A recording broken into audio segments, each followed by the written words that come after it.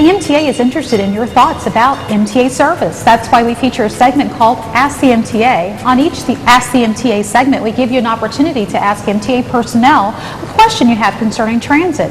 And here to answer your questions is Gene Atkins of MTA's Transit Operations. Now, we recently took to the streets for your customer questions, and here's our first one. My name is Rick. I live in Baltimore. I'd like to know, when did the MTA start and how did it come by?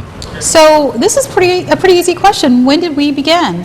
As all of us know, it was formerly the Baltimore Transit Company, Okay. which was a local transit company that supplied transportation to Baltimore. So it was a private company. Private-owned company. Okay. In 1970, we became the Metropolitan Transit Authority. Uh-huh.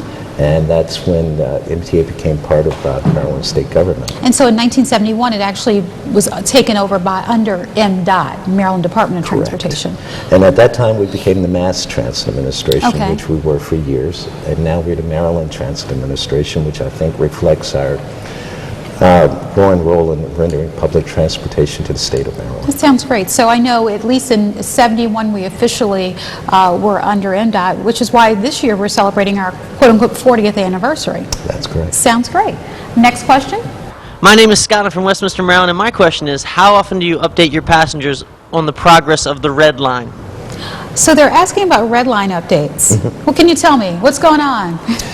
Well, I don't work with the red line too closely. However, they do have public hearings, which Okay. they announce to the public, but actually the best way to stay up to date with the red line and its progress is to go to our website, Okay. which is mta.maryland.gov. Go into transit projects, you'll see red line, and it'll let you know everything that's going on. Yeah, and I'm sure if they go on that website, they can click on a link that'll probably either give them alerts or send them emails. So visit our website and they can get the updates. Or they can call and someone can provide them with the That's information.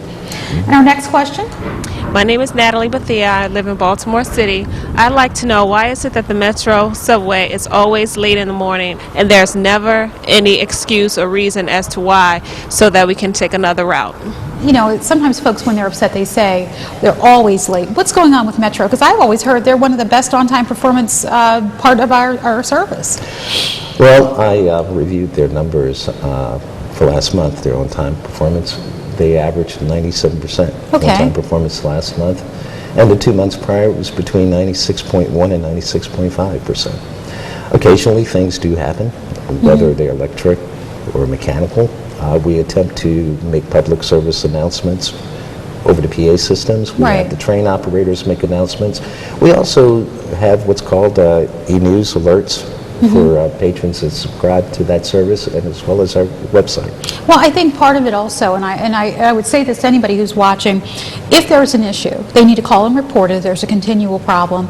But signing up for e-news alerts is a good way to know ahead of time if there are delays. And I can tell you firsthand, if you're standing out on the platform at 795 and Owens Mills, you really can't hear a lot. So Exactly. sometimes we are working on additional system upgrades. Exactly. So we just tell people, plan ahead, call ahead, and we can always give you updates. That's great. Now, our next question.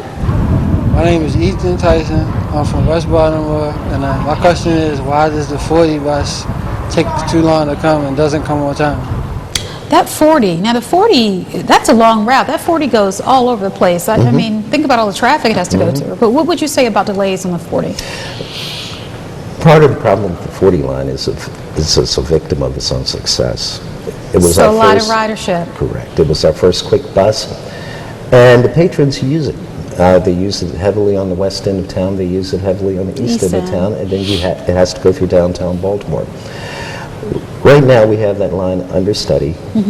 We're trying to see if we need to add additional service to it, add additional running time to it Okay. to improve it, but we are studying it. Okay, so it's late sometimes because a lot of people are A riding. lot of people use it. Okay, and our next and last question is one we received by email. It's from Jan Kelly of Baltimore. Jan writes, I've lived in both New York and Washington, D.C. and recently moved to Baltimore. Now, the New York MTA system covers a large service area, and the Washington, D.C. transit system is pretty significant as it serves Maryland and the District and Virginia.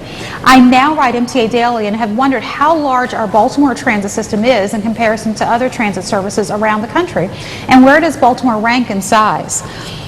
Well, first, welcome to Baltimore and welcome to our system. That's a great thing. Transit properties measure their size by using different criteria. Right. If we do just revenue size, revenue areas served, if we just do it by that, we rank number 11th when you add in revenue miles for our bus, light rail, and metro systems. I'm trying to get our paratransit system put in there, and I think But we I would could think move we're up to pretty number large, 9 or yeah. 8. Yeah, but about roughly between 9 and 11. Correct. Wonderful. And I would say that because of, and also we have such diverse services. I mean, a lot of systems don't have light rail, metro subway, local bus, paratransit, commuter rails, commuter buses. So we have a variety of services that cover, you know, some of our services go all the way out to West Virginia. So that's a pretty broad spectrum. Yes. Well, thank you so much for joining us today. Well, thank you for having me. And you got to come back again soon. I will. Great. If you have questions you'd like to ask the MTA, visit our MTA television show link at mta.maryland.gov or drop us a line or check us out on Facebook or Twitter. Thank you for joining us. We'll see you next time. Take care and have a happy new year.